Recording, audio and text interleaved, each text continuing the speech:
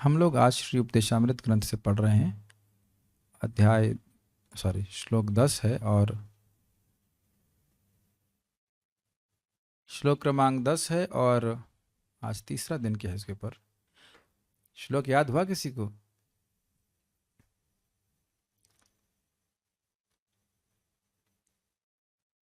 कर्मेभ्यः परितो हरिप्रियतया व्यक्तिं ययुर्ज्ञानिनस् तेभ्यो ज्ञान विमुक्त भक्ति परमाः प्रेमैकनिष्ठास्ततः तेभ्योस्तः पशुपाल पंकज दृशस्ताभ्योऽपि साराधिका पृष्ठा तद्विदीयं तदीय सरसीतां न श्रयित कः कृति।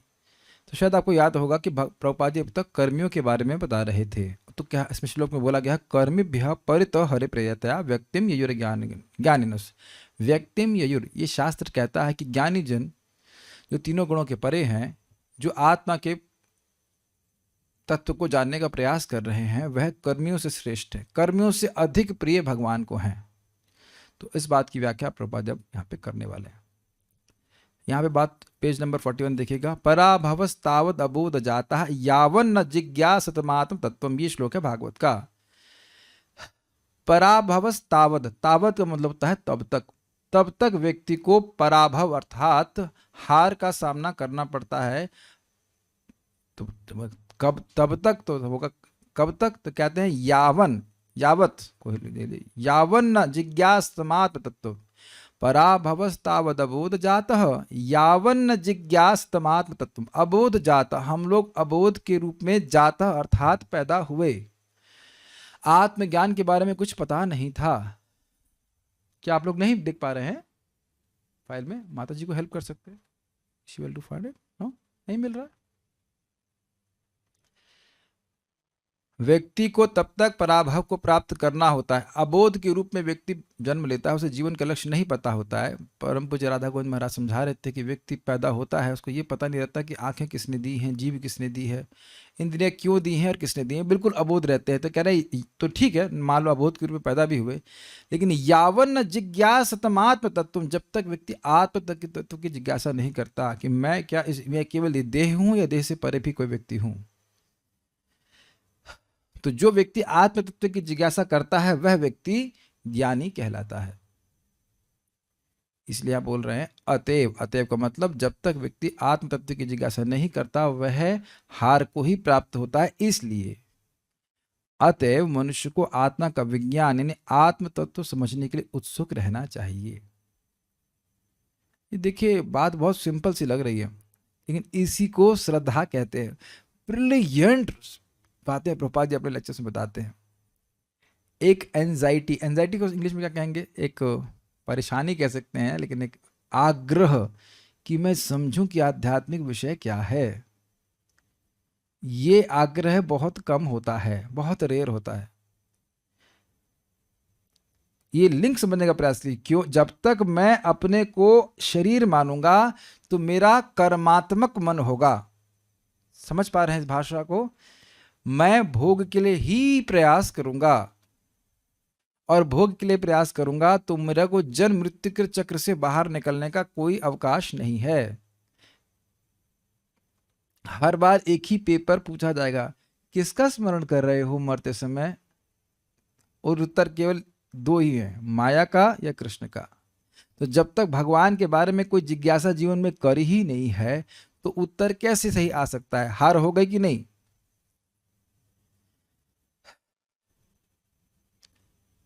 क्या आप लोग इस बात से सहमत हैं? हम लोग मृत्यु को जीतने का प्रयास हम लोग का सभी लोग कर रहे हैं। तो मृत्यु को जीतने का क्या तरीका है? मरते समय भगवान का स्मरण करें। तो जिस विषय का हमने कभी जीवन में जिज्ञासा ही नहीं करी, वो विषय हमारे मन में कैसे उपस्थित हो सकता है? और भगवान का स्मरण नहीं करेंगे तो फिर किसी भी वस्तु का स्मरण करेंगे तो वो भगवान से अलग है एक दृष्टि से। तो भगवान का स्मरण नहीं किया तो फिर इस जगह पे दोबारा आना पड़ा, और फिर वही जन्म मृत्यु जरा व्याधि। और आप ये मानते हैं कि ये एग्जाम आज हो सकता है? यस। मैं एक भक्त को बोल रहा था कि आप अगले साल की चिंता मत करो, इतना परेशान मत हो। अगले साल की चिंता कर ले, हो सकता है इस देह में हम रहे ही नहीं।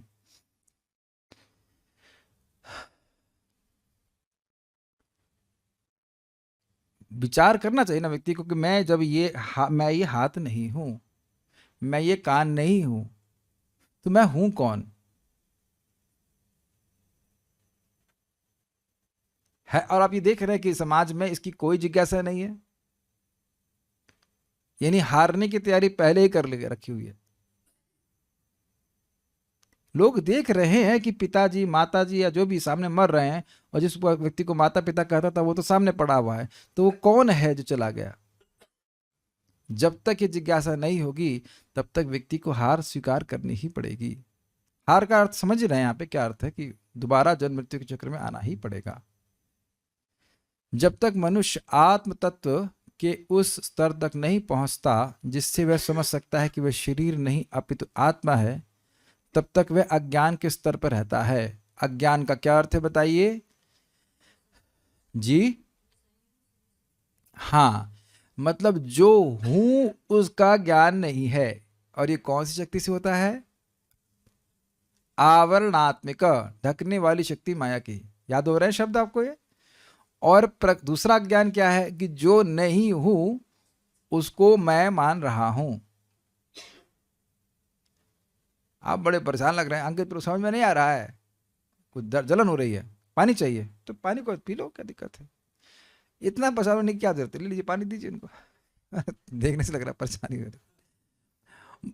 यही बात श्रील प्रभुपाद जी कह रहे थे, एकदम सेम बात कह रहे थे कि देखिए आध्यात्मिक क्लेश तो हम अपने संग टांगे हुए चल रहे हैं, जहां भी जा रहे हैं ये देह और मन तो साथ में जा रहा है ना, और इनके अंदर बड़ी क्षमता है हमें दुख देने की। कभी सोचा इस तरह से आपने? कभी सोचा आपने इस तरह से? यही पॉइंट कितना सुंदर है कि नहीं? आप मेरी बात समझ पाए? कहीं भी जा रहे हैं तो इस देह और आत्मा को टांग के लेके चल रहा है कि नहीं? नहीं समझ पा रहा आपको?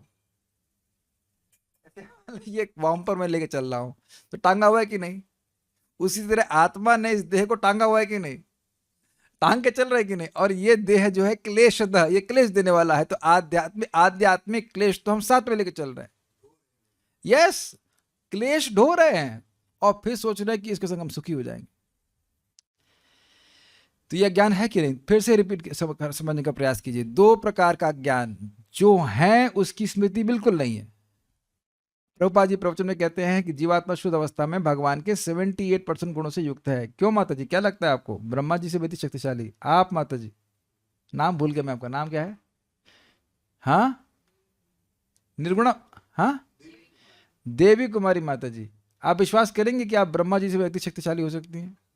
नहीं, बिल्कुल नहीं, नहीं, नहीं, नहीं, नहीं, नहीं, ऐसा कैसे हो सकता है? नहीं नहीं नहीं, सोच ही नहीं सकते ना। लेकिन प्रभुपाद जी कह रहे हैं कि हर जीवात्मा जो यहाँ बैठा हुआ है, सभी के अंदर ये सामर्थ्य पोटेंशियल है कि अगर हम भक्ति करें तो हम शुद्ध भक्त बन जाएं, तो ब्रह्मा जी से भी शक्तिशाली हो सकते हैं। प्रमाण है ना नारद जी का। कहीं भी जा सकते हैं वैकुंठ में, और फिर भौतिक जगत पे घूम सकते हैं, फिर जा सकते हैं। और बार बार ये याद रखिए, कल भी हम लोग चर्चा कर रहे थे कि जो भोग में लगा है उसे पता नहीं कल वो कुत्ता बन सकता है, और भक्त को ये पता नहीं कि वो कल पार्षद बन सकते हैं या आज रात में ही पार्षद बन सकते हैं। आज ही आपका स्टेटमेंट हो सकता है। जैसे कोई व्यक्ति आईएएस की तैयारी कर रहा है, पास हो गया तो अगले दिन से आईएएस ऑफिसर है। आप लोगों को जब जॉब मिला को अगले दिन से बस मिल गया, उस दिन सैलरी चालू हो जाती है, जीवन परिवर्तित हो जाता है अगले दिन से। मानते हैं आप? सब कोई लड़कियां भी आईएएस की तैयारी करती है, सामान्य से एक बालिका होती है, और जैसे आईएएस में सेलेक्ट हो गई, पीसीएस बन गई, तो तुरंत वर्दी पहन करके उसका सारी पावर, एक झटके में सारी पावर आ जाती है। याद रखिएगा हमेशा, inter galactic associate of the supreme Lord. कुछ समझ में आ रहा है भक्तों? उत्साह हो रहा है? शैली शुक्ला माता जी, you become IAS officer. Yes, he she is Bhagavad Gita.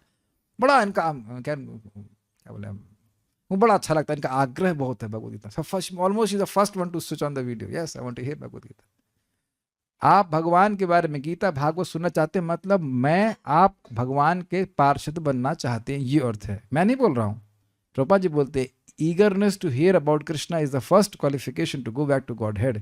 भगवान के बारे में सुनने का आग्रह भगवान के धाम जाने का पहला बल्कि एकमात्र योग्यता है एक्चुअली। श्रुतिगताम, यही महाप्रभु ने कहा है। किसी स्थान पर भी रहे, सुने भगवान के बारे में और भगवान को जीत लेंगे। डोंट मिस आउट, इस बात को से अपने दृष्टि को हटाइएगा नहीं बिल्कुल भी। सबसे महत्वपूर्ण कार्य है, हम भगवान के बारे में कीर्तन कर रहे हैं, श्रवण कीर्तन आदि कर रहे हैं। बैठ सकते हैं कुर्सी पे बिल्कुल कंफर्टेबली। ये आध्यात्मिक क्लेश मत सहन कीजिए, आराम से बैठिए, कोई कठिनाई नहीं है।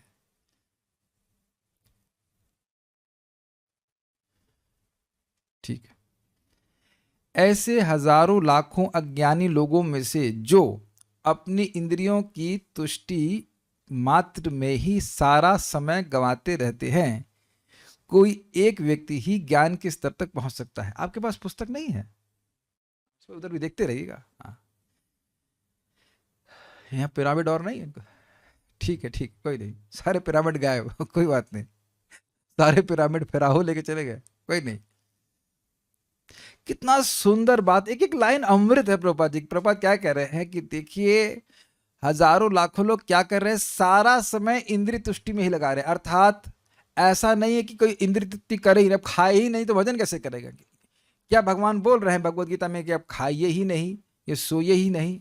युक्त हार विहारश्च युक्त चेष्टस्य कर्मसु युक्त स्वप्नावबोधस्य योगो भवति दुःखः। बहुत सुंदर बात भगवान कह रहे हैं। युक्त हार, युक्त आहार, नियमित खाओ, नियम से खाओ। नियम से खाओ मतलब परिमाण ठीक होना चाहिए, भगवान का प्रसाद ग्रहण करिए। युक्त हार विहारश्च, विहार का मतलब समझना है, कुछ एंटरटेनमेंट तो थोड़ा बहुत हल्का फुल्का हो रहा है। और वैसे वहां बोला गया है कि साधुओं के लिए विहार है चलना। इंटरेस्टिंग है, चलना भी एक अपने आप सुख है। युक्त चेष्टस्य कर्मसु, ये बहुत सुंदर बात बताते हैं प्रभुपाद कि व्यक्ति को चेष्टा अर्थात धन अर्जन के लिए भी युक्त होना चाहिए। ये नहीं है कि 12-14 घंटा लगा हुआ है और 2 घंटा जब कर दिया, उसका प्रभाव फिर नहीं आएगा, उतना नहीं आएगा। एटलीस्ट 3 प्रभुपाद बोले 8 घंटा 4, आजकल तो बुद्धिमान हमारे कुछ भक्त 4-5 घंटा 6 घंटा काम करके बिता लेते हैं, हो जाता है उनका। और कुछ कुछ लोग 6-6 घंटे हफ्ते में 2 दिन भी काम करके चला लेते हैं, और बुद्धिमान है। हम तो बड़े खुश हैं, हम तो क्या, अगर ऐसी नौकरी सबको मिल जाए, ठाकुर जी से प्रार्थना हफ्ते में 2 दिन काम करना पड़े, हम नाम नहीं रखेंगे, भूल जाएंगे, हमको बड़ा उनकी बहुत हमें खुशी होती है कि वाह ये तो बहुत बढ़िया भक्त हैं, बहुत आराम से जप करते हैं, भक्ति करते हैं, कुछ नहीं, खुश रहते हैं। ज्यादा कर्म करने के लिए मरने की क्या जरूरत है वैसे ही मरना है तो कर्म करके क्यों मरे फालतू में। ये मेरे शब्द नहीं है, प्रभुपाद जी के शब्द है। कि ज्यादा आप इस श्लोक पे आप सुन लीजिएगा प्रवचन प्रभुपाद जी का। प्रभुपाद कह रहे मरने की जरूरत नहीं, बहुत ज्यादा काम करने की जरूरत नहीं है। युक्त स्वप्नावबोधस्य, युक्त स्वप्न प्लस अवबोध। स्वप्न मतलब सोना, बहुत अधिक नहीं सोना चाहिए और बहुत अधिक जगना भी नहीं चाहिए। योगो भवति दुःखः, ये सब करने के साथ साथ व्यक्ति को योग का अभ्यास करना होता है, अपनी इंद्रियों को भगवान की सेवा में लगाना होता है। तो लोग क्या कर रहे हैं कि सारा समय भोग में लगा दे रहे हैं। अच्छा, एक मैं रियलाइजेशन सभी भक्तों से पूछना चाहता हूं कि शादीशुदा हो या नहीं हो, इससे कोई मतलब नहीं है। इतना समझ में आ रहा है कि भोग हमको अतृप्त छोड़ देते हैं।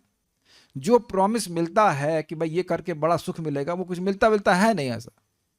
ये आपके हृदय में ज्ञान का लक्षण प्रादुर्भूत हो रहा, मतलब प्रकट हो रहा है। समझ में, अरे ये यहाँ सुख नहीं है, समझ में आ रहा है, यहाँ सुख नहीं है। जैसे यहाँ पे आप लोग अंदर किए तो यहाँ ठंडक है, ये तो अनुभव हो रहा है ना, कुछ एसी चल रहा है। और मान लो एकदम गर्म हो, ओके, वाह वाह बड़ा ठंडक लगे, कंबल लेके आओ, बड़ा ठंडक लगाती है, ज्ञान कहा जाएगा कि नहीं। आजकल गर्मी चल रही है तो मैं कहूं कि भाई अब आप लोगों को तो काफी कमल ओढ़ते हैं आप, तो बड़ा अप्रासंगिक बात लगेगी। समझ में आ गया बात? तो इसी प्रकार के ज्ञानी कौन स्मरण हो रहा है आपको? भगवान बुद्ध भी इस प्रकार के थे। उन्होंने देखा कि उनकी शादी हो चुकी थी और उनको जानबूझ करके बाहर नहीं ले जाते थे। तो एक बार बाहर लेके गए तो देखा एक वृद्ध व्यक्ति है, एक बीमार व्यक्ति है, और मृत्यु मरण शव को भी देखा, तो समझ गया कि जगत दुख का घर है। Very interesting. अब एक प्रश्न ये आ सकता है, इसी लाइन पे विचार की, जब हजारों लाखों लोग इंद्रियों को तुष्ट करने में लगे हुए हैं, तो किसी को समझ में क्यों नहीं आ रहा है कि इससे कुछ अतृप्ति हो रही है? तो ये बहुत रहस्यमय बात है। ये हम लोग गीता में सुन चुके हैं कि जब व्यक्ति भोग करता है तो भोग की वस्तुएं उसको अंधा कर देती हैं और वो ये नहीं समझ पाता है कि ये अशाश्वत है। अंधे व्यक्ति को सारी वस्तुएं होते हुए भी नहीं दिखाई पड़ता कि नहीं? इसीलिए प्रभुपाद जी ने शुरुआत में कहा कि व्यक्ति को इंद्रिय संयमित करना होगा, तब उसको उच्चतर वस्तुएं समझ में आएंगी। तो कोई एक व्यक्ति ही ज्ञान के स्तर तक पहुंच सकता है तथा जीवन के उच्चतर मूल्यों को समझ सकता है। उच्चतर मूल्य क्या है? कि इंद्रिय तृप्ति करके ही मैं सुखी नहीं होऊंगा, इंद्रिय तृप्ति करके मैं कभी सुखी नहीं होऊंगा, ये अर्थ है। इंद्रियों को मुझे संयमित करना होगा, तब मैं आत्मज्ञान को प्राप्त कर सकता हूँ। ये देखना कि इंद्रिय संयमित नहीं करने से मेरा आत्मज्ञान लीक हो जाता है, ऐसे लोगों का संग करना जो इंद्रिय तृप्ति करते हैं, उससे मेरी चेतना दूषित हो जाती है, ये सब देखना होता है। ये देखिए, ये विवेक स्वयं का होना चाहिए। अथॉरिटी है शास्त्र, और शास्त्र बार बार हम लोगों को बता रहे हैं, शास्त्र चक्षुष्वात, और ये भगवान का शब्द है, तस्मात् शास्त्रम प्रमाणम ते ज्ञान कार्य कार्य अवस्थितो ज्ञात्वा शास्त्र विधानोक्तम कर्मम कर्तुम ह्यार्हसि। क्या करना है और क्या नहीं करना है, ये शास्त्र के प्रमाण से व्यक्ति को स्वीकार करना चाहिए। तो शास्त्र में कहाँ किसी की रुचि है, इसीलिए वह जीवन के उच्चतर मूल्य को समझ नहीं पाता है। कोई एक ही व्यक्ति, कोई बिरला व्यक्ति होगा, और वो भी ध्यान दीजिएगा अपने से नहीं समझ पाएगा, वो भक्तों की संगति से उसको कुछ ज्ञान होगा कि नहीं जगत दुख का घर है। ऐसा व्यक्ति ज्ञानी कहलाता है। ज्ञानी जानता है कि सकाम कर्म उसे संसार से बांध देंगे और एक शरीर से दूसरे में देहांतर करने के लिए बाध्य करेंगे। जैसा कि श्रीमद् भागवत में शरीर बंध पद से संकेत किया गया है, जब तक मनुष्य इंद्रिय भोग की कोई भी धारणा रखता है, तब तक उसका मन सकाम कर्म में प्रवृत्त रहता है। इससे वह एक शरीर से दूसरे शरीर में देहांतर करने के लिए बाध्य होता है। श्लोक है ये 5वें स्कंद का, दिखाता हूं, बहुत सुंदर श्लोक है। कर्मात्मकम येन शरीर बंधा। एक मिनट रुकिएगा, मन इसको, ये अध्याय मुझे बहुत प्रिय लगता है इसको। यस, यही श्लोक 555 याद रहेगा, 555 555। पराभवस्तावदबोध जातो यावन्न जिज्ञासत आत्मतत्वम् यावत् क्रियास्तावदिदं मनो वै कर्मात्मकं येन शरीर बंध। बहुत सुंदर श्लोक है। कर्मात्मकम येन शरीर बंध, जब तक मन कर्मात्मक है, कलर्ड बाय कर्मा। देखिए, हम लोग गीता सुन रहे हैं, वहां पे भी सकाम कर्म की डेफिनेशन सुनी थी, और यहाँ पे भी सुन रहे हैं कि सकाम कर्म मतलब इंद्रिय तृप्ति के लिए कर्म करना। तो ये इच्छा मन में लॉज है कि नहीं, मन में फिक्स्ड है कि नहीं कि मैं इंद्रिय तृप्ति करके सुखी हो जाऊंगा। तो इसका अर्थ क्या है कि मन में सकाम कर्म का प्रकाश फैला हुआ है। जैसे देखिए, सुबह आप अगर देखते हो कि सूर्य की रोशनी लाल लाल सी होती है, तो पूरा आकाश लाल लाल दिखाई पड़ता है, देखा है आपने। और कभी कभी पिंकिश भी होता है, पिंक देखा है आपने, पिंक कलर। और दोपहर में पीला हो जाता है आकाश। तो आकाश जो है वह सूर्य की रोशनी से के अनुसार दिखाई पड़ता है, इसमें कोई कठिनाई समझने में नहीं। अगर हम ऐसे यहाँ पे पीली रोशनी जल रही है तो ये रूम पीला पीला दिख रहा है। तो ये इसका स्वरूप कैसा है, आत्मक मतलब उसका स्वरूप क्या है कि वह भगवान श्री कृष्ण, वह कलर, उसका कलर जो है वो उस रोशनी से प्रभावित हो जाता है। तो उसी प्रकार से जो व्यक्ति का मन कर्मात्मक हो जाता है, मतलब वह ये सोच रहा है कि मैं इस कर्म के द्वारा सुखी हो जाऊंगा, तो उसके द्वारा शरीर के बंधन का कारण बन जाएगा। ओके,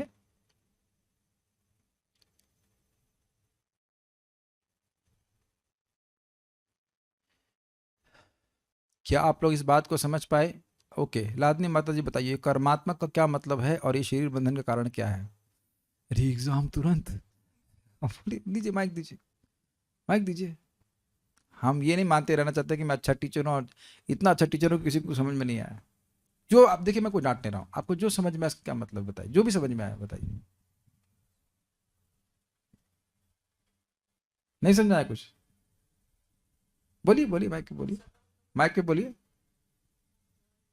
हाँ, अब बोलना हुआ तो अब दोबारा बोलिए। चलिए फिर से समझा रहा हूँ। देखिए, जब तक मेरे मन में, इसको ऑफ कर दीजिए, जब तक मेरे मन में ये होप्स हैं, ये आशा है कि मैं भौतिक आयोजन के द्वारा सुखी हो जाऊंगा, तो इसे कर्मात्मक मन कहेंगे। ओके, अंकित प्रभु समझाइए, कुछ आपसे भी सुना जाए, इतने दूर से आए हैं। यस प्रभु। हरे कृष्ण।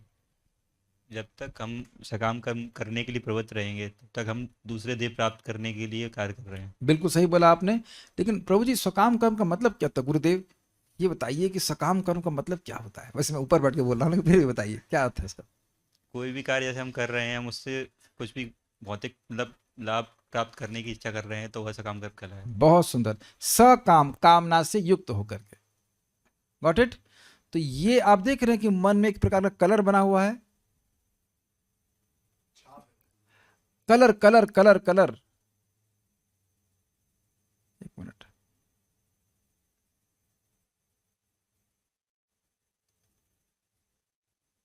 मन में एक एक कलर बना हुआ है, एक सेकंड रखिएगा।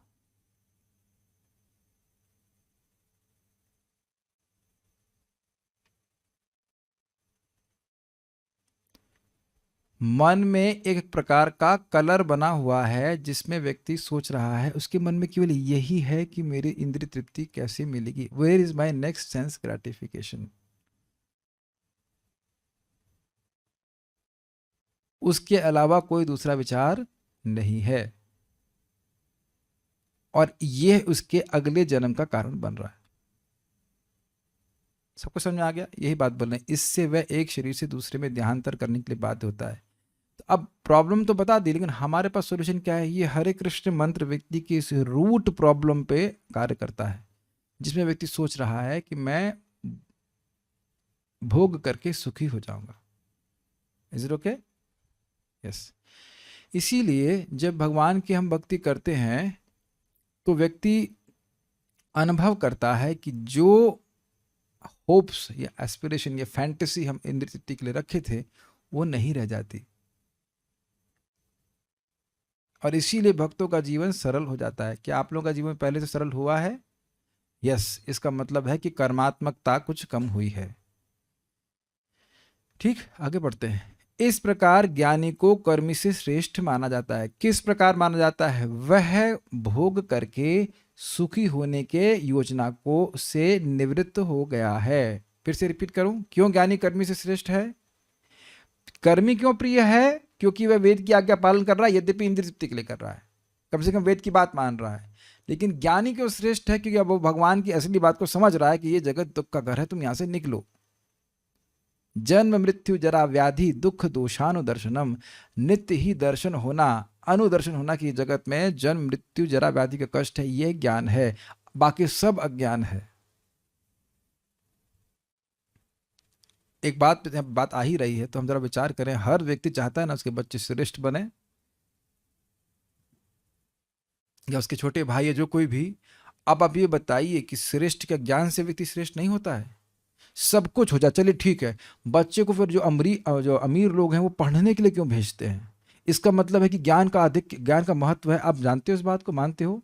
सामान्य बच्चे भी 8-8 घंटे पढ़ते हैं, इसका मतलब है कि ज्ञान का अधिक महत्व है ना केवल खाने से? बताइए, कोई विरोध? जो एकदम निपट कर्मी जो लोग भी हैं वह भी बच्चों को 2 टाइम 3 टाइम खिला देते हैं। खाने में लगा 15 मिनट, जोड़ लीजिए पूरा 1 घंटा खाने का, और 1 घंटा कुछ खेलने में के लिए देते हैं, फिर भी 7 से 8 घंटे में मानता हूँ 7 से 8 घंटे पढ़ाने के लिए भेजते हैं। ये आप समझ रहे हैं कि ज्ञान कितना महत्वपूर्ण है इवन कर्मी जगत में? आप बताइए। और आप ये भी देखेंगे, अगर आप वाकई किताब उठा के देखिए उसमें टोटल बकवास है। उसके लिए हम हजारों लाखों रुपए खर्च कर रहे हैं, बच्चे को पीट रहे हैं, ट्यूशन पढ़ा रहे हैं ताकि वो अज्ञान इकट्ठा कर ले। लेकिन बताइए, कभी बच्चे को मालूम चलता है कि बेटा ये तुम बड़े कष्ट से पैदा हुए थे, तुमको भी कष्ट हुआ था, माँ को भी कष्ट हुआ? कोई माँ बताती है? बताइए, कभी नहीं बताती। क्या माँ का अनुभव नहीं करती कितना कष्ट होता है? बताइए। क्या पिता कभी बताते हैं कि कितना कष्ट से तुम लोग को पाल रहा हूं, तुम्हें कितनी कष्ट? कोई नहीं बताता है इस बात को। एक बार हमारे मामा जी की लड़की ने पूछा, पापा हम लोग मर जाएंगे? पापा आप भी मर जाओगे? तो हाँ हम मर जाएंगे।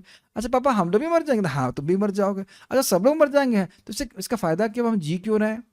तो उन्होंने बोला, भैया से पूछना, मतलब मुझसे पूछना, हम नहीं बता पाएंगे क्यों जी रहे।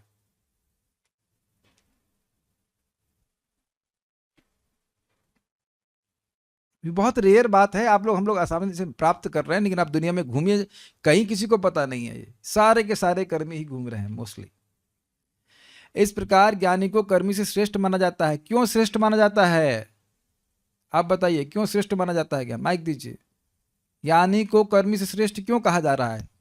क्योंकि वह ये धारणा से निवृत्त हो जाता है कि मैं इंद्रिय भोग करके संतुष्ट हो जाऊंगा। सबको समझ में आया? नेक्स्ट क्वेश्चन लिटिल कृष्णा के लिए आएगा, ध्यान से सुनो।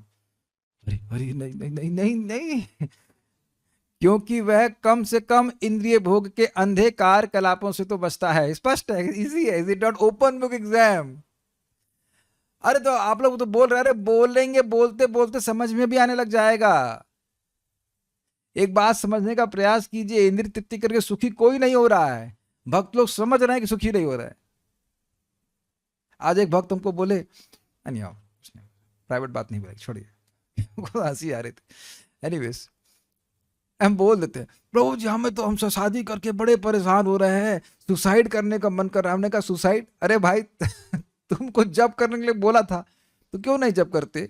वो कथा में आने के लिए बोला था, कथा क्यों नहीं सुनते?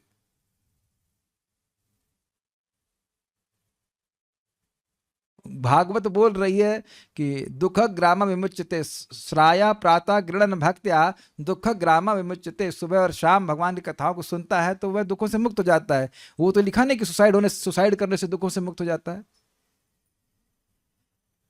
पैसा कमाने का बहुत बड़े तरीका बताया आपको। लादनी माता जी बताइए मैं क्या बोलने वाला हूँ, गैस कर सकते हैं कि पैसा कमाने का बहुत बढ़िया तरीका? नहीं गैस कर सकते? आप लोगों को बताओ पैसा कमाने का बहुत बढ़िया तरीका? पैसा कम खर्च करो सिंपल, पैसा कम खर्च करो, उससे बड़े पैसे आ जाते हैं। और पर ये पैसे कम कैसे खर्च करें? खर्च करने का टाइम ही नहीं होना चाहिए। इतना कथा और जप पे लगे रहना चाहिए, खर्च करने का टाइम ही ना रहे। एकदम डिसइंक्लाइंड हो जाएंगे अगर कथा और जप बढ़िया से करेंगे, एकदम डिसइंक्लाइंड हो जाएंगे, पूरी तरह संतुष्ट, जहां है जैसे उसी में संतुष्ट रहेंगे। एकदम अनुभव से बोल रहा हूं, एकदम अनुभव से बोल रहा हूं। शास्त्र में तो है ही, अपना अनुभव भी तो होना चाहिए। कभी इच्छा नहीं आएगी कि उसके सामने वाले का महल, उसका कारागार तो महल जैसा लगता है। मेरी भाषा समझ रहे हैं आप? उसका कारागार तो महल जैसा लगता है, मेरा कारागार छोटा है। नहीं नहीं, इंद्रिय भोग के अंधकार कालम से तो बचता है, यह पूर्ण पुरुषोत्तम भगवान का निर्णय। ये कैसे निर्णय भाई? ये निर्णय कौन दिया, कैसे? ये निर्णय कहाँ दिया भगवान ने कि ज्ञानी व्यक्ति श्रेष्ठ है? ये निर्णय भगवान ने भागवत में दिया। पराभवस्तावद बोध जातो यावन्न जिज्ञासत्वात्म तत्वम यावत् क्रियास्तावदिदम मनोवय कर्मात्मकम ये न शरीर बंधा। ये पांच भगवान ऋषभ देव ने ही बोला है भागवत में। इसका पहला श्लोक भागवत का 5वें स्कंद के 5वें अध्याय का पहला श्लोक है, नायम देहो देह भाजाम नृलोके कष्टान कामान अर्हते विडभुजाम ये तपो दिव्यम पुत्र का ये न सत्वम शुद्धे तस्मात् ब्रह्म सौख्यम त्वनंतम।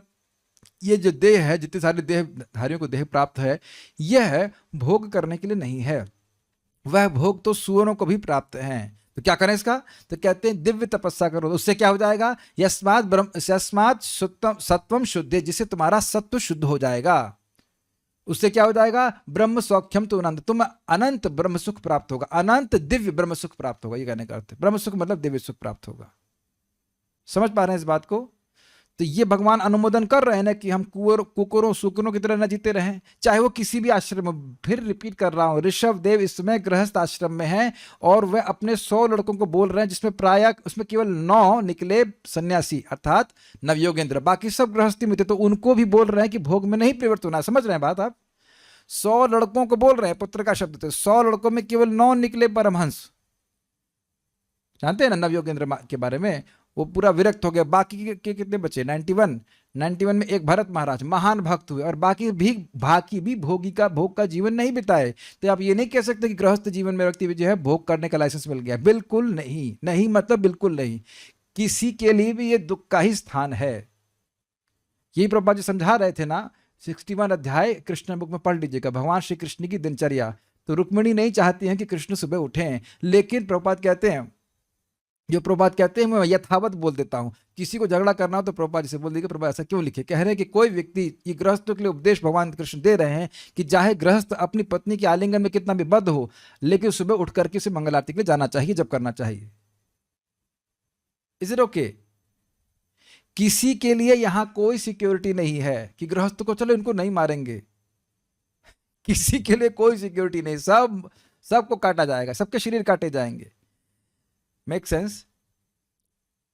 तो भगवान इस बात को बता रहे हैं, अप्रिशिएट कर रहे हैं कि जो व्यक्ति इस जगत के दुखात्मक रूप को समझता है, वह व्यक्ति श्रेष्ठ है उन कर्मियों से जो सोच रहे हैं कि हम किसी व्यवस्था के द्वारा भगवान किसी व्यवस्था के द्वारा इस जगत में सुखी हो जाएंगे। Is it okay?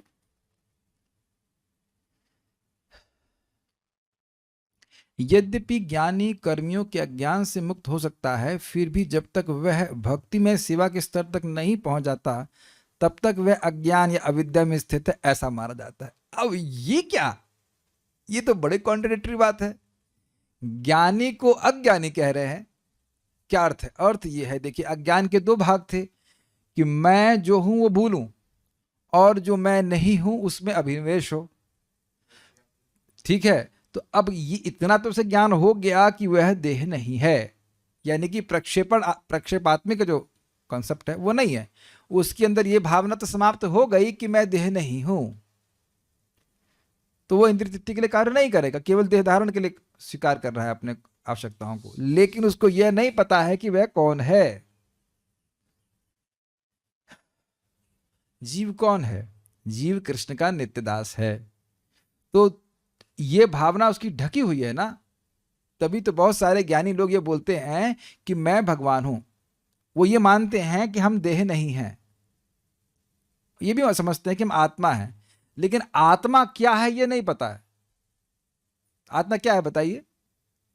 आत्मा कृष्ण का नित्य दास है। ये बात वो कभी स्वीकार नहीं करते, कभी नहीं, मतलब एटलीस्ट बहुत से लोग, बहुत से ज्ञानी स्वीकार नहीं करते। बहुत विरक्त होते हैं, भक्तों से भी बहुत ज्यादा विरक्त होते हैं, लेकिन इतने विरक्त होते हैं कि कृष्ण से भी विरक्त हो जाते हैं।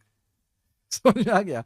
कृष्ण कथा, भगवान का प्रसाद, भगवान कीर्तन, उसमें कोई रुचि नहीं होगी। प्रमाण प्रकाशानंद सरस्वती। बताइए, सोचिए, विचार कीजिए, मैं कहूं कि अभी वृंदावन में, मथुरा में चैतन्य महाप्रभु कीर्तन कर रहे हैं, तो क्या गाड़ी ले लेकर के या पैदल या साइकिल से पहुंच नहीं जाएंगे आप?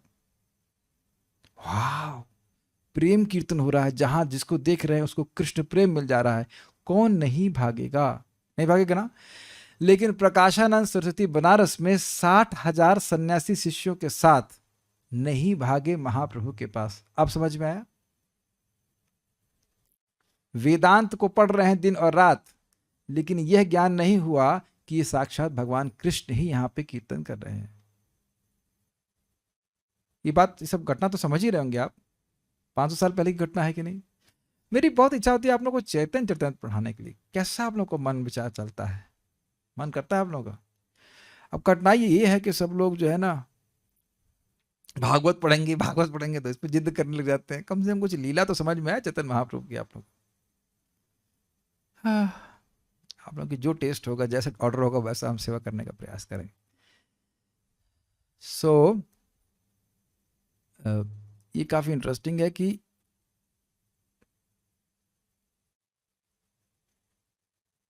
ज्ञानी व्यक्ति भी अज्ञान से युक्त है। अंकित रूप से प्रकाश डालेंगे कि ज्ञानी व्यक्ति को अज्ञान में क्यों कहा जा रहा है। बोलिए, क्यों ज्ञानी व्यक्ति को यहाँ पे अज्ञानी कहा जा रहा है? इसको चांस है, लिटिल कृष्णा को दो। हाँ भाई, क्यों ज्ञानी व्यक्ति को अज्ञानी कहा जा रहा है? लिटिल कृष्ण प्रभु हम समझ नहीं पा रहे हैं, थोड़ा बताइए, आप हेल्प कीजिए हमारी। आप बहुत अच्छे डिवोटी हैं, बताइए। बिन गुरु ज्ञान कहाँ से हुई, बताइए, बोलिए। कुछ उसको ज्ञान तो बहुत सारा है, लेकिन उसको आत्मा का ज्ञान नहीं है।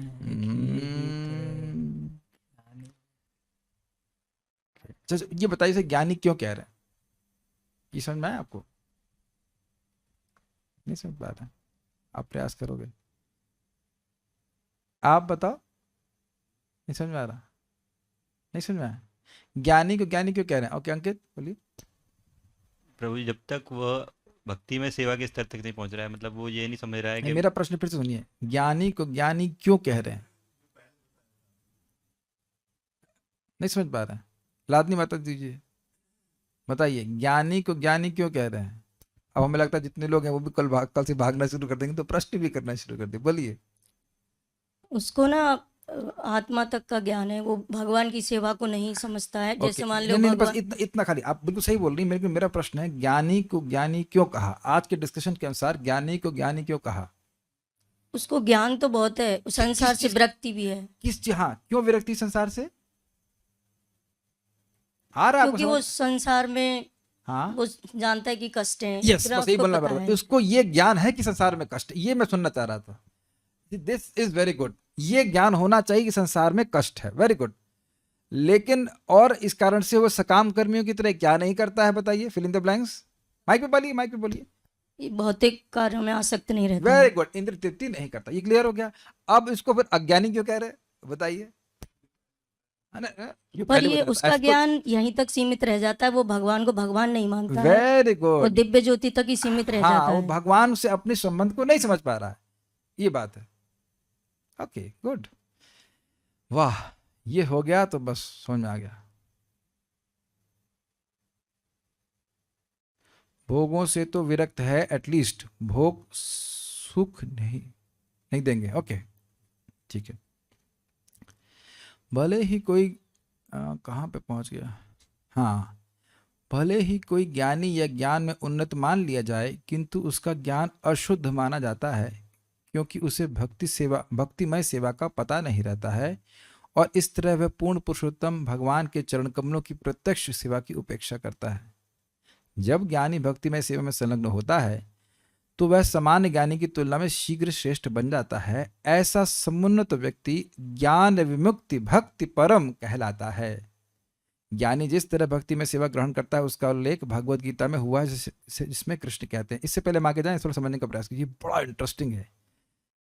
ये निरविंदाक्ष विमुक्त मानिनस्त्वय्यस्त भावाद विशुद्ध बुद्धये आरुह्य कृच्छ्रेण परम पदम ततः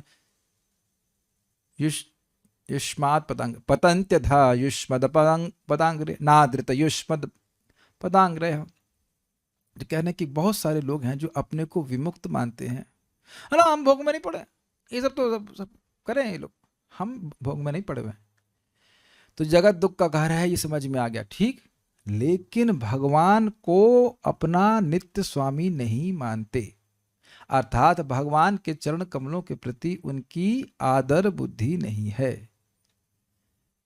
भगवान के चरण कमल उनके नित्य आश्रय नहीं हैं। वही सोचते हैं कि मैं मुक्त होने के बाद भगवान बन जाऊंगा। इसीलिए भगवान ये कह रहे हैं, प्रभुपाद यहाँ पे समझा रहे हैं कि ये अशुद्ध ज्ञानी है। जब चित्त शुद्ध हो जाता है तो व्यक्ति समझता है कि कृष्ण मेरे एकमात्र स्वामी हैं, मुझे कृष्ण की ही सेवा करनी है, मैं सेवक ही हूं, मैं भगवान नहीं बन सकता। ठीक, जैसे मछली ये नहीं सोचती कि वो गंगा है, मछली समझती है कि गंगा मेरा आश्रय है। बड़ा स्पष्ट समझ में आ रहा है। क्या मछलियां कभी गंगा बन सकती हैं? एक नहीं हो सकती, लेकिन उससे मिल के सब बन जाएं, मिल के सभी गंगा में आनंद ले सकती हैं, लेकिन कोई भी मछली गंगा नहीं बन सकती। अच्छा, क्या गंगा में मिल गई हैं? वो मिलती भी नहीं है। समझ रहे हैं?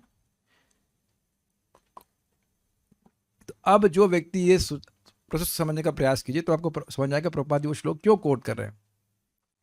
व्यक्ति ज्ञान का अनुशीलन कर रहा है, जब तक वह इंद्रिय तृप्ति में रहा तो ज्ञान तो हृदय में प्रकाशित नहीं हुआ कि मैं आत्मा हूं। क्लियर? अब वह ज्ञान का अनुशीलन कर रहा है, नहीं जगत में दुख है, ये है वो है। जैसे आप बहुत सारे धर्मावलंबियों को देखते हैं, वो बड़े विरक्त होते हैं, लेकिन उनको नहीं पता होता कि कृष्ण भगवान है। ये सब ने देखा है जगत में। बहुत से लोग तो कपड़े भी नहीं पहनते, वो राख वाख लपेट के ले लेते हैं, तो इनको भी समझ में आ रहा है कि जगत में दुख नहीं, तो भोग त्याग दिए हैं, लेकिन कृष्ण की सेवा नहीं स्वीकार करें। देखिए, ये सब चीज़ों में आनंद सुख तब मिलेगा जब आप इन श्लोकों को जगत में होते हुए देखिए कि जगत की देखी हुई बात को प्रभुपाद यहाँ पे कह रहे हैं, ये बात बोली जा रही है। ऐसा नहीं कि थ्योरी बोली जा रही है, सब कोई रिलेशनशिप हमारे जीवन में नहीं है। क्या आपने इस प्रकार से देखा है लोगों को? बिल्कुल दिखाई पड़ रहा है, वेरी गुड। तो अब उन लोग के ज्ञान अशुद्ध है, अपरिपक्व है, लेकिन अब ऐसे बहुत सारे ज्ञानी ढूंढते रहेंगे, चलते रहेंगे, उन्हें किसी तरह भक्तों की संगत प्राप्त हो गई तो वो समझेंगे कि कृष्ण भगवान ही उनके आश्रय हैं। और ऐसे लोग उनको ज्ञान विमुक्त भक्ति परम कहा जा रहा है। अब वो शुष्क ज्ञान के प्रयास को छोड़ करके भगवान की भक्ति करना शुरू कर देते हैं। वो समझ जाते हैं कि भगवान ही एकमात्र आश्रय हैं। तो दो प्रकार के ज्ञानी आपको समझ में आ गया। एक तो कर्मी समझ में आ गया, भोग में लगे हुए हैं। ज्ञानी भोग में नहीं लगा है लेकिन भगवान को नहीं समझ रहा है, तो उनमें से छठे हुए ज्ञानियों में से कोई एक ज्ञानी होगा जिसको वास्तविक ज्ञान हो जाएगा कि कृष्ण भगवान है। इसीलिए प्रभुपाद जी इस श्लोक को कोट कर रहे हैं। देखिए कैसे ज्ञानी भक्त बनता है? बहुनाम जन्मनाम अन्ते ज्ञानवान माम प्रपद्यते वासुदेवः सर्वम इति स महात्मा सुदुर्लभः। बहुनाम जन्मनाम अन्ते, बहुत सारे जन्मों के अंत के बाद ज्ञानवान माम प्रपद्यते। बड़ा ध्यान दीजिएगा, ज्ञानवान बहुत सारे जन्मों के बाद मेरी शरण में आता है। केवल जन्म बीतने से भगवान की शरण में नहीं जाता है। इसीलिए कभी नहीं सोचना चाहिए कि केवल देह त्याग करने से भगवान की प्राप्ति होती है। महाप्रभु से एक व्यक्ति ने सनातन गोस्वामी कहा कि मैं शरीर छोड़ना चाहता हूं, तो महाप्रभु ने कहा कि शरीर छोड़ने से अगर भगवान मिलते होते तो मैं एक क्षण में 100 शरीर त्याग देता। उसको आगे क्या कहते हैं महाप्रभु? महाप्रभु कहते हैं कि शरीर छोड़ने से नहीं, श्रवण कीर्तन से कृष्ण मिलते हैं। ब्रिलियंट इंस्पिरेशनल बात है ना। श्रवण कीर्तन से कृष्ण मिलते हैं। को लाइन बहुत अच्छी लगती है चैतन्य चरितामृत की, श्रवण कीर्तन से कृष्ण मिलते हैं। कैसे मिलते हैं कृष्ण? श्रवण कीर्तन से कृष्ण मिलते हैं। तो आप समझ रहे हैं यहाँ पे कि जो व्यक्ति ज्ञानी है वह बहुत जन्मों के प्रयास के बाद माम प्रपद्यते, भगवान श्री कृष्ण की शरण में जाता है। तो क्या लक्षण है? तो कहते हैं वासुदेवः सर्वम इति, इस जगत में जो कुछ भी है वह वासुदेव है। इसका अर्थ क्या है? अर्थात भगवान की शक्ति के अलावा जगत में कुछ भी नहीं है। स महात्मा सुदुर्लभ, महाआत्मा, महामन, महापवित्र मन वाला व्यक्ति सुदुर्लभ है। बड़ा इसके अच्छे है, बहुत बहुत अर्थ हैं, तो हम पूरा तो नहीं व्याख्या करेंगे, लेकिन इतनी बात समझ में आ रही है। महा प्लस आत्मा, आत्मा का अर्थ होता है मन, शुद्ध मन, महामन, बहुत बड़े मन वाला ऐसा व्यक्ति कोई बहुत दुर्लभ है। तो प्रभुपाद जी इस श्लोक पे अगर आप लोगों को बस समय हो तो कभी सुनिएगा, बड़े सुंदर व्याख्या करते हैं कि देखो, कई जन्मों के बाद ज्ञानवान भगवान की शरण में आता है तो सुदुर्लभ हुआ, अग्रीड। और जो गुरु के मुख से श्रवण कर लिया कि कृष्ण भगवान है, तो क्या वह भगवान की शरण में जाएगा या नहीं जाएगा? बहुत सुंदर, समझ गए आप बात? तो यानी कि भक्तों की शरण में आ करके जो स्वीकार कर लिया है कि कृष्ण भगवान हैं और कृष्ण की शरण में जाता है, तो वह भी सुदुर्लभ है। आप सभी सुदुर्लभ हैं, इसीलिए तो क्लास में कम लोग आते हैं ही कम लोग, तो आएंगे ही कम ना। कुछ समझ में आ रहा है आपको? सब्जी मार्केट में तो नीलम बिकता ही होगा। इसमें हाथ पैर बहुत छोटा सा नीलम होता है, इसका 5 रुपए का होगा। मैं कहाँ पैसे आपके पास होंगे, है ना? बहुत महंगा स्टोन होता है। अब ये मत पूछना कि वो पहन रहा है, ये सब अब हम इसकी व्याख्या नहीं कर रहे। मैं खाली इतनी बात बोल रहा हूं कि gemstones are very costly. ऐसे रास्ते में आपको नहीं मिलेंगे चलते फिरते। हीरे माणिक, मणि माणिक। और कौन सा सबसे महंगा स्टोन कौन सा होता है? अच्छा, नीलम ही होता है, वो पता नहीं, और भी होते होंगे। हमने तो सुना ये नीलम कोई 8-8 लाख 15-15 लाख तक होता है। इतना महंगा नहीं मैं पहना हूँ, लेकिन बोल रहा हूँ 15-15 लाख तक होता है। तो इधर रास्ते में मिलता होगा सब्जी में। और लौकी की सब्जी से तो, लौकी की सब्जी को नीलम से तो तोलते होंगे, वैदुरमणि से ना। मैं बात मजाक में नहीं कह रहा हूँ, मैं बात बहुत गंभीरता में बोल रहा हूँ। We have to learn to respect devotees. आपको याद है ना, जिसने, प्रभुपाद जी के शब्द, जिसने कृष्ण को भगवान के रूप में स्वीकार किया है उसे क्या फायदा मिलेगा? वो भगवान के पास जाएगा। आप सब कौन व्यक्ति यहाँ पे जो कृष्ण को स्वीकार नहीं किया भगवान के रूप में? नाम फिर से बोलिए, कौन सी माता जी हैं? फिर से बोलिए, मैं भूल रहा हूँ। देवी कुमारी माता जी। मैं हमेशा माता जी बोला, नाम तो लिया नहीं इसलिए याद नहीं रहता। देवी कुमारी माता जी कृष्ण को भगवान के रूप में स्वीकार करती हैं कि नहीं? तो ये दुर्लभ है। क्यों? क्योंकि भगवान के पास चले जाएंगे। इस जगत में दुर्लभ है, बाकी वैकुंठ में तो सब कृष्ण को स्वीकार करते हैं, यहां लोग नहीं स्वीकार करते।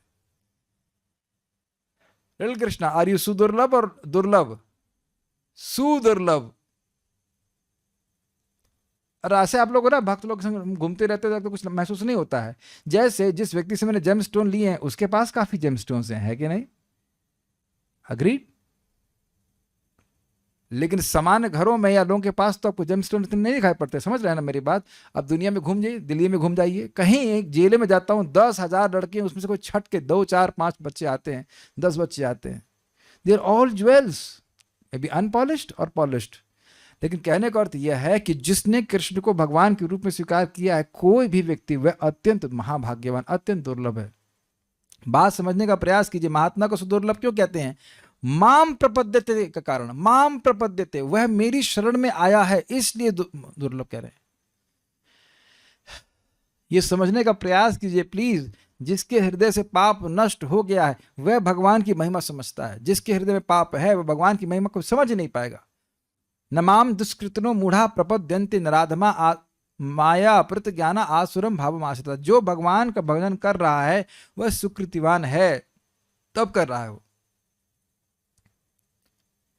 तो ये बहुत सुंदर बात है कि जब यानी ज्ञान परिपक्वता को तब प्राप्त किया जब समझ में आ जाए कि कृष्ण भगवान हैं।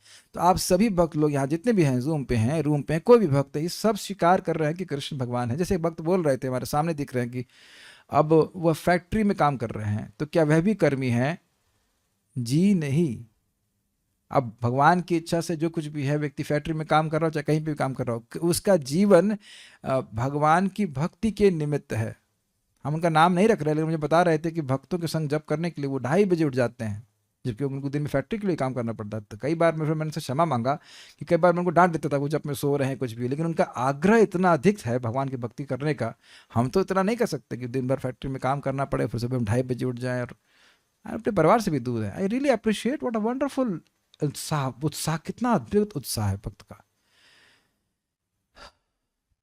बहुत रेयर है माय डियर डिवोटीज। आप समझने का प्रयास कीजिए, जो हमारा ये जो रुचि है ना भगवान की भक्ति में, इसको ऐसे छुपा के रखना चाहिए जैसे हम जेब में मान लो 500 1000 करोड़ नोट लेके चले, डरेंगे ना इस प्रकार से किसी भी तरह से असद वार्ता के द्वारा ही हमारा जो इच्छा है कृष्ण की सेवा करने की वो छूट जाएगी। बहुत बचना चाहिए इससे। हमको ये श्लोक बहुत अच्छा लगता है। आप लोग समझ पाए? आप सभी लोग महात्मा हैं। हाँ हमको पता है, आप इसीलिए क्या कहते हैं मक्खन लगा रहे ताकि हम क्लास में आए। नहीं जी नहीं, ऐसा नहीं बोल रहे हैं। ये वास्तविक बात है, ये वास्तविक बात है। अगर आपको अभी ना समझ में आता हो कि कहीं बाहर चले जाइए, रेलवे स्टेशन में कहीं दिखता है कोई तिलक लगाए हुआ, कहीं दिख गया तो तुरंत भाई भाई हाँ ये तो गौड़िया वैष्णव, हमारे गौड़िया वैष्णव है कि नहीं, होता है कि नहीं? यहाँ हो सकता झगड़ा करे। खैर, जो अनेक अनेक जन्मांतरों के बाद वास्तव में ज्ञान प्राप्त कर लेता है वह मुझे समस्त कारणों तथा प्रत्येक वस्तु का कारण जानकर मेरी शरण में आता है। ऐसा महात्मा अत्यंत दुर्लभ होता है। वास्तव में चतुर पुरुष वही है जो कृष्ण के चरण कमलों की शरण ग्रहण करता है, लेकिन ऐसा महात्मा अत्यंत दुर्लभ होता है। इससे पहले आगे जाए, इस पे बहुत सुंदर बात भगवान श्री कृष्ण की 11वें स्कंद से बताते हैं। चतुर पुरुष क्यों? मान लीजिए कोई वस्तु 1 लाख 1.5 लाख की है, आप तो बिजनेसमैन हैं और मैं 5 रुपए में खरीद दूं उसको वही वस्तु, तो क्या मैं चतुर हूं कि नहीं प्रभु जी? मैं सबके नाम क्यों भूल रहा हूं, फिर से नाम बताइए। श्याम मुरारी रो, हाँ लगता है मेरा बुद्धि स्लो हो रही है। ओके, श्याम मुरारी प्रभु, अगर कोई 1.5 लाख की वस्तु हम 5 रुपए में खरीदें तो चतुर कहा जाएगा कि नहीं? बिल्कुल स्वाभाविक सी बात है। और अगर हम 1.5 करोड़ रुपए की वस्तु फ्री में खरीद लेता हो, अरे भैया ये तो बड़ा तेज आदमी है। तो अब आप लोग ये बताएं कि मरने के बाद हमारे जीव की क्या वैल्यू है? देखा है किसी का दाह संस्कार देखा है? अरे जीव काट के रख लो भैया, बड़ी काम की, इसके कान काट के रख लो, कुछ काम के है? नहीं काम के है। लेकिन यानी कि जीव की वैल्यू हुई 0। कोई विरोध किसी ज्ञानी के द्वारा? तो कोई नहीं कर रहा है। तो आप देख रहे हैं कि ये जीव का कोई वैल्यू नहीं है। अच्छा, जीव छोटी है, काम की नहीं है, इसमें थूक वूक भरा रहता है, हाथ की जरूर वैल्यू होगी मरने के बाद। इसको भी फूक देते हैं। अरे आंख तो बहुत, आंख में तो अग्नि जाने ही नहीं चाहिए, आंख तो बड़ी वैल्यूबल है, हजारों लाखों रुपए खर्च कर देते हैं। ये मेरे शब्द नहीं, मजाक में भले बोल रहा हूँ, भगवान श्री कृष्ण के शब्द है कि ये एक एक वस्तु नश्वर है कि नहीं? लेकिन इसी इंद्रिय को भगवान की सेवा में लगाया तो हमें शाश्वत स्थान प्राप्त हो रहा है। तो क्या बुद्धिमानी नहीं है? हरे कृष्णा कृष्णा कृष्णा हरे हरे, हरे राम राम राम हरे हरे। ये बुद्धिमानी रहेगी सुबह तक चार्ज रहेगी बुद्धि इतनी। इस जीव को जरूर लगाना है। भक्ति ठाकुर जी अपनी जीव को शिक्षा दे रहे हैं, देखो जब मर जाओगे ना तो मुख में तुम्हारी अग्नि प्रवेश करेगी। जीव से बोल रहे हैं, तब तुम हरि नाम नहीं बोल पाओगी। इसलिए जब तक अवकाश है, मौका है, कर लेना चाहिए। हमको बहुत अच्छी बात याद आ रही है, एक शुक्ला जी है, तो वो पढ़ाने चले गए स्कूल में। हमने ठीक है, जरूरत नहीं कि पढ़ाने चले गए, तो उनके पिताजी बोले अरे मौका है तो पढ़ा लो। हमें कटाक्ष करने में मजा आता है, तो हम कटाक्ष कर रहे हैं। तो हमने कहा ये नहीं बोल रहे हैं कि मौका है तो गीता पढ़ लो।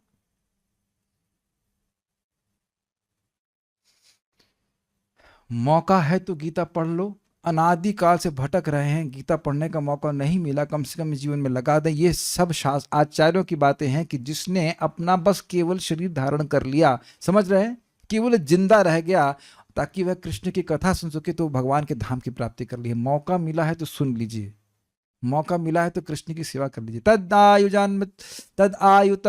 तज्जन्मतानि कर्माणि तद आयुस्तन्मनो वचः निर्णाम ये न हि विश्वात्मा सेव्यते हरि ईश्वरः। तो उस व्यक्ति का जन्म, उसकी आयु, उसके कर्म सब धन्य हैं, सार्थक हैं, जिसके द्वारा वह श्री हरि की सेवा करता है।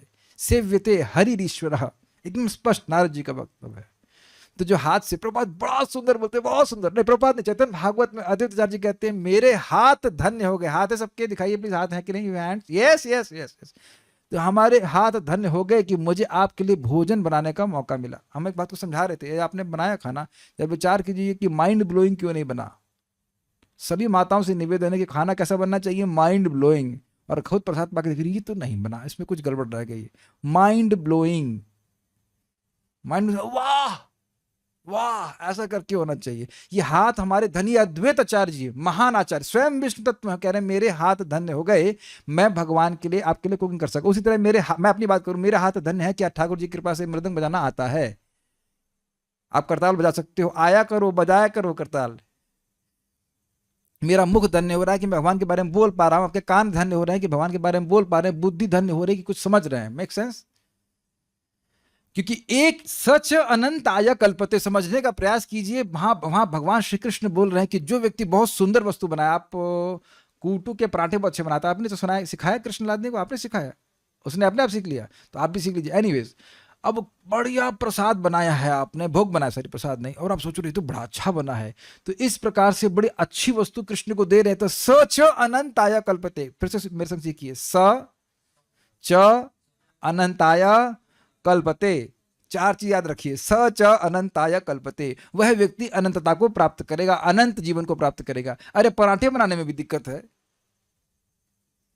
इस जगत में भावना है ना कि होटल के लोग खाना बनाते हैं बहुत बढ़िया ताकि कस्टमर को अच्छा लगे, ये तो कोई कठिन बात नहीं है। अगर अभी आप लोग खोल लीजिए गोविंदा रेस्टोरेंट, तो यही करने वाले हैं ना, अच्छा बनाएं और खिलाएं। पानी पूड़ी वाले के पास भी इतना दिमाग होता है कि पानी पूड़ी बढ़िया बनाए ताकि कस्टमर को अच्छा लगे, है कि नहीं?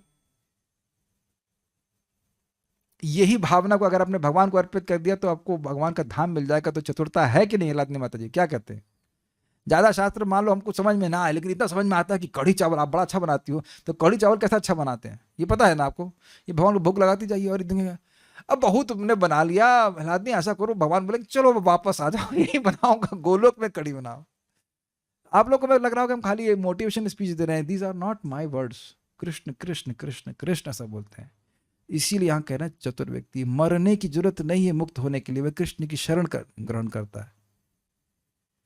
याद आ रहा आप लोग को हरिदास ठाकुर जी और गोपाल चक्रवर्ती के बीच में, गोपाल चपाल क्या नाम है, गोपाल चपाल नहीं था, गोपाल चक्रवर्ती के बीच में वाद विवाद हो रहा था। एक्चुअली वाद विवाद नहीं हो रहा, उसने विवाद करना शुरू कर दिया। वह तो हरिदास ठाकुर जी नाम की महिमा बोल रहे थे कि नाम, कुछ लोग बोला नाम की महिमा बताइए, तो कहा कि नाम की महिमा ये है कि पाप नष्ट होते हैं। कुछ लोगों ने बोला, कुछ लोग नहीं मुक्त हो जाता है। तो वहां हरिदास ठाकुर जी ने कहा ना, नाम की महिमा यह नहीं है कि पाप नष्ट होते हैं, यह मुक्ति मिलती है, क्योंकि नाम, मुक्ति तो नामाभास से प्राप्त हो जाती है। नाम का असली फल है कि भगवान के चरणों में प्रेम की प्राप्ति हो। समझ रहे बात?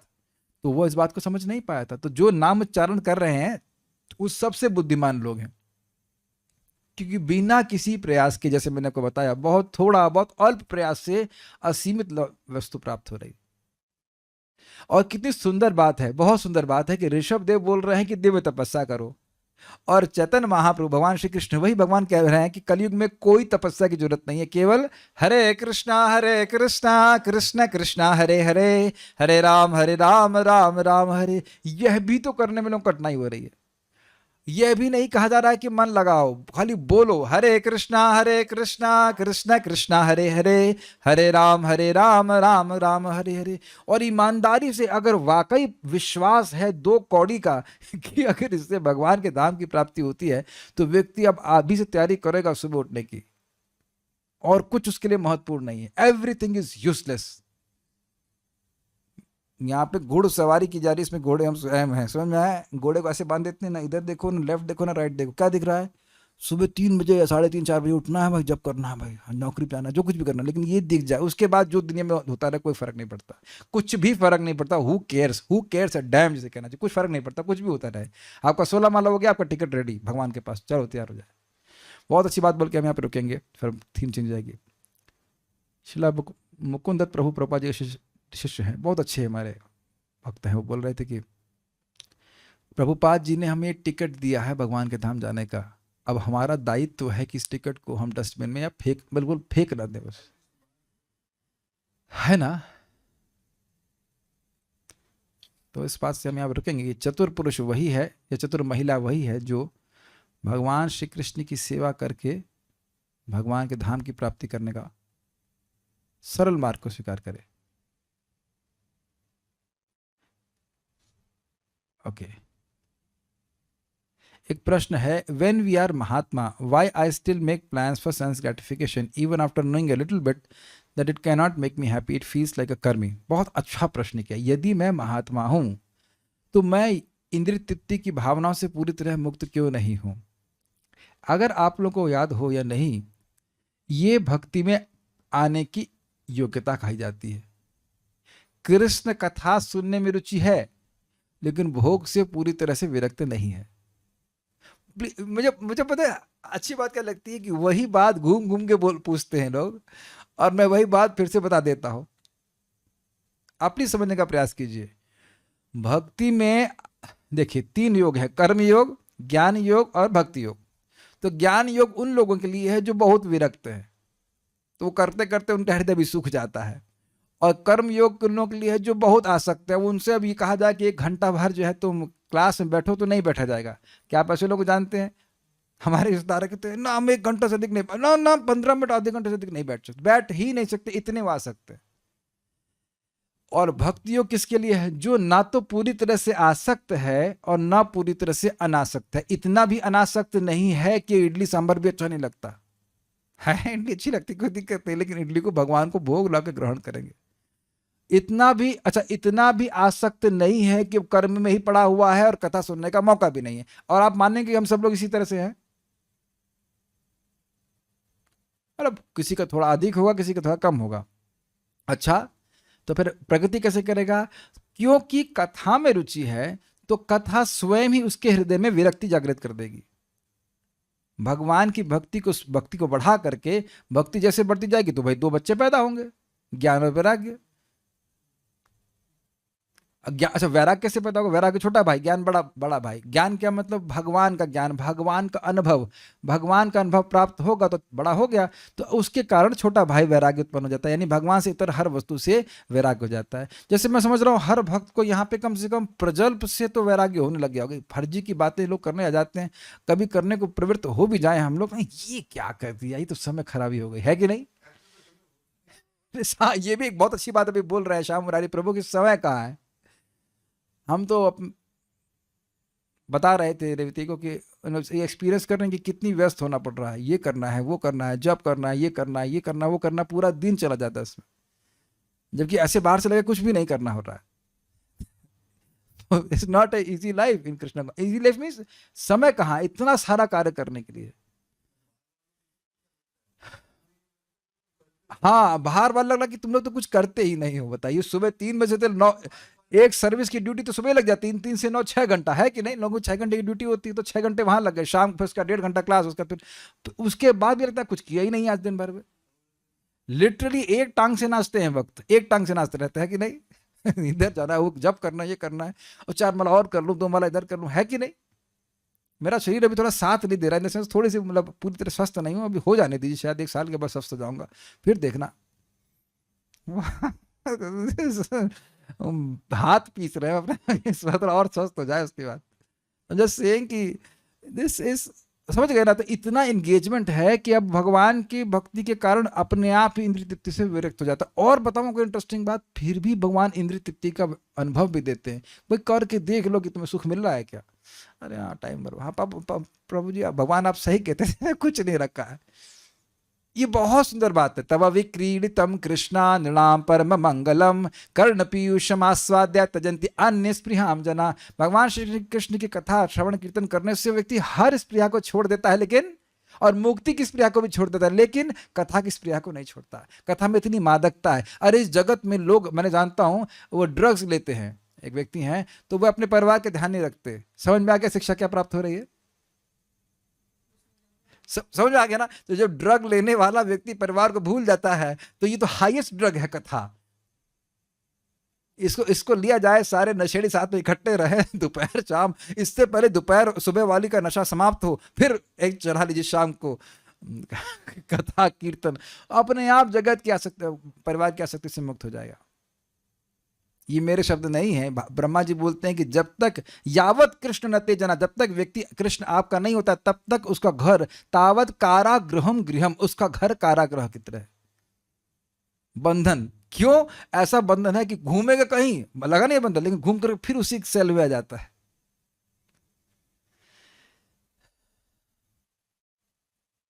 एक भक्त पूछना कि कोई अगर मर गया है तो क्या हम तिलक लगा सकते हैं? जी हाँ, और जो मर गया उसके पर भी तिलक लगा दीजिए, वह वैकुंठ की प्राप्ति करेगा। भगवान इस जगत में तनिक भी रुचि नहीं रखते हैं। जैसे जेल में गवर्नमेंट का क्या interest, at the same time is eager to help those who want to come to his place back to God. अच्छा, ये बहुत अच्छा प्रश्न है। अच्छा प्रश्न किया है कि भगवान को जेल से कोई प्रयोजन नहीं, सॉरी, प्राइम मिनिस्टर को जेल से कोई प्रयोजन नहीं होता है, कोई जरूरत नहीं है। उसी प्रकार से ये जगत जेल है,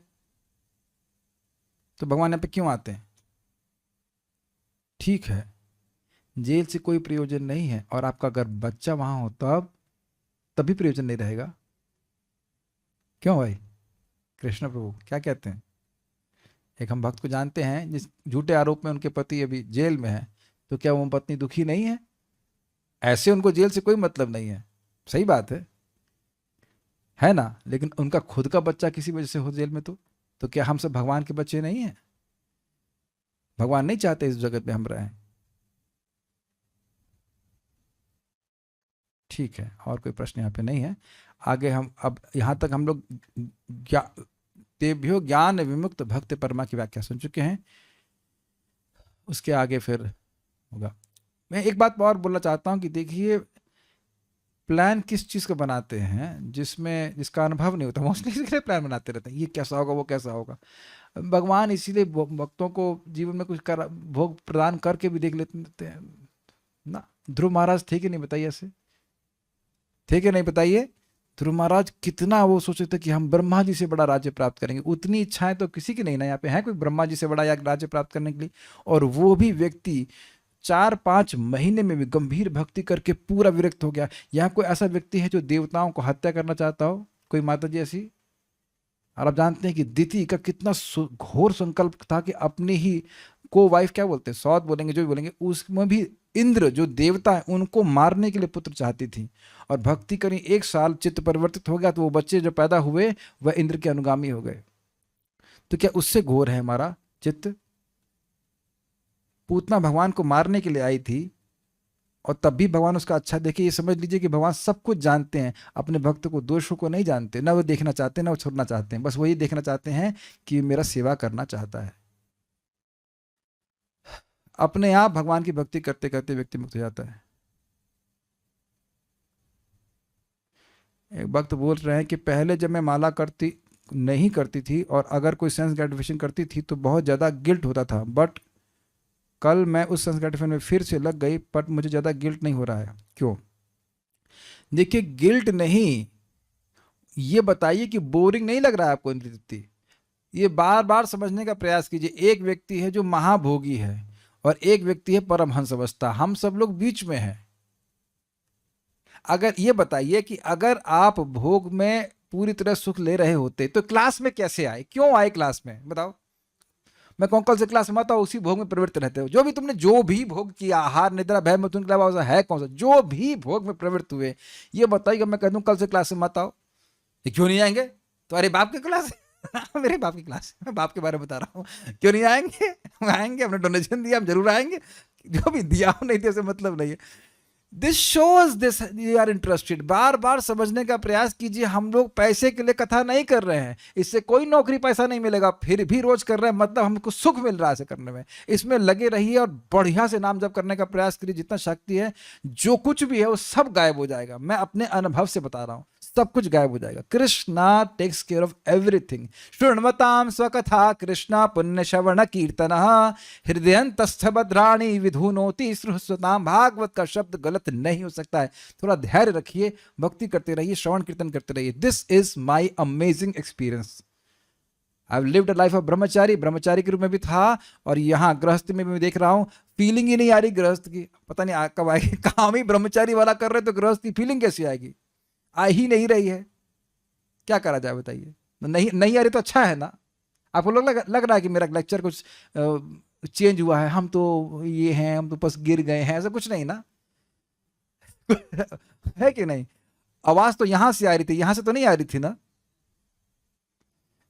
ये चिप डिजाइन कर देते भगवान, पत्थर की लकीर जैसा होता है। भगवान की भक्ति करनी है, भगवान की भक्ति करनी है, ये जगत दुख का घर नहीं है। सुबह शाम ऑलमोस्ट 3 घंटा रोज पढ़ रहे हैं, शाम को सुबह 1.5 घंटा, फिर यहाँ पे भी 1.5 घंटा, 3 घंटे तो यही चर्चा करते रहते हैं, जगत दुख का घर है। तो फिर प्लानिंग करेंगे सुखी होने का। और जिन्हों को मान लो गृहस्थी के बाद ट्रेनिंग मिल रही है, मेरे प्रिय गृहस्थ भाइयों की बोल रहा हूं, अब आप ये मानो कि आज से आपका ब्रह्मचर्य आश्रम में प्रवेश हुआ है, और कल से आप मेरे अंडर का मतलब मैं सीनियर ब्रह्मचारी लीडर हो गया और आप लोगों को भक्ति करा रहा हूं। माता भी मानिए कि हम ब्रह्मचारी हैं और हमें भजन करना है, क्यों हम किसी से कम नहीं वाली बात होनी चाहिए। मतलब पूरे दृढ़ता से भक्ति करिए। और देखिए, हरे कृष्ण मंत्र असीमित प्रभाव वाला है। हम लोग कल से गैंग बनाएंगे कि चलो हम कल से मिलकर पाप करते हैं, और ये व्यक्ति आएगा, तुम लोग पाप का घरौदा बनाओगे, कृष्णा उड़ा देगा सब कुछ। समझ में आया बात? कुछ भी किया है, पूरे जगत के लोग मिलकर कर्म करें, बुरा पाप करें, वो सारा का सारा एक नाम हरे उड़ा देता है। और आप कितने नाम बोल रहे हो? 28,000 नाम अगर आप 16 माला जब करते। बस मेरा एक निवेदन है, क्योंकि मैं चेक नहीं कर सकता, उच्चारण में गड़बड़ नहीं करना। हरे कृष्ण बहुत नुकसान खाएंगे। हरे कृष्णा कृष्ण कृष्ण हरे हरे, हरे राम राम राम हरे हरे। एक बस लास्ट बात बोल के बोलूँगा, हमारे भक्त इतने मासूम, प्रभु जी सब लोग जल्दी मेरा 2.5 घंटा लगता है। अरे तेरे को 2.5 लगे या 3 लगे, अकाउंट में तो बढ़िया जा रहा है ना। अब कोई मान लो लपड़ सपड़ करके कर रहा है 5.5 मिनट में, वो करे, उसकी इच्छा। 5.5 मिनट में कैसे होता हम जानते नहीं, मुझे तो 9 मिनट लगता है। तो दिक्कत क्या है? दिक्कत क्या है? एक करोड़ों गायों का दान करने से सूर्य ग्रहण के समय में वो भी पुण्य 100वां अंश नहीं होगा। आपने एक बार क्या बोला है? पिंटू नहीं, कृष्ण, वो उसके बराबर नहीं। क्या इतनी भी हम लोग इतने बेवकूफ है, समझ नहीं आता हमको बड़ा गुस्सा आता। इतने बेवकूफ हैं कि हरे कृष्णा कृष्ण कृष्ण हरे हरे, हरे राम राम राम हरे हरे, इतना नहीं बोल सकते। इतनी जल्दी इतना ट्रांसफर हो रहा है अकाउंट में, तो वो भी दिक्कत है। क्या आप लोग, हम लोग रोना जाता है कभी कभी हमको, इतनी बात लोग नहीं समझ पाते। खुश होना चाहिए कि धमाधम बम्बा खोल करके पुण्य आ रहा है। ये गलती भक्त करते हैं, और ये मेरे शब्द नहीं है, प्रभुपाद जी के शब्द है। People make a hissing sound, Hare Krishna Ram Hare Ram Krishna Ram. अब एक बात को हम डांट रहे थे तो कह रहे थे हमको सुनाई पड़ रहा है, तो हमने कहा मुझे क्यों नहीं सुनाई पड़ रहा है?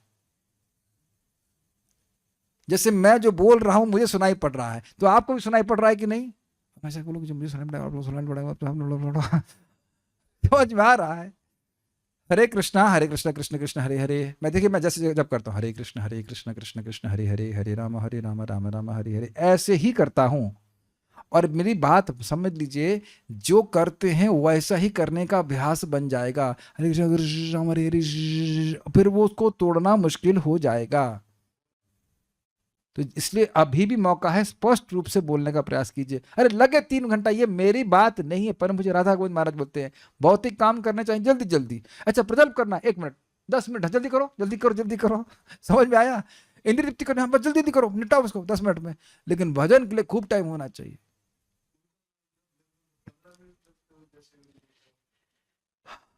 हम किसी की बात और नहीं कर रहे, हम खाली इतनी बात बोल रहे हैं, आप अपना जप के देख लो कैसे करना है। डोंट प्रोपस, वो बड़ा स्पष्ट बोले, जल्दी करके 32 माला करो घसीटा मार के, वो मतलब नहीं है।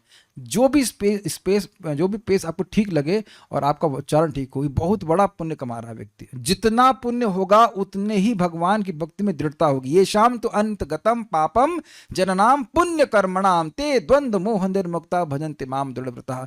जब हृदय में पुण्य भरा रहेगा, पवित्र रहेगा मन, तो व्यक्ति प्रेरित रहेगा भगवान की भक्ति। नहीं मुझे करनी है, क्या होगा, नहीं ये हो गया वो गया, नहीं कुछ नहीं होगा, करनी है करनी है करनी है करनी है।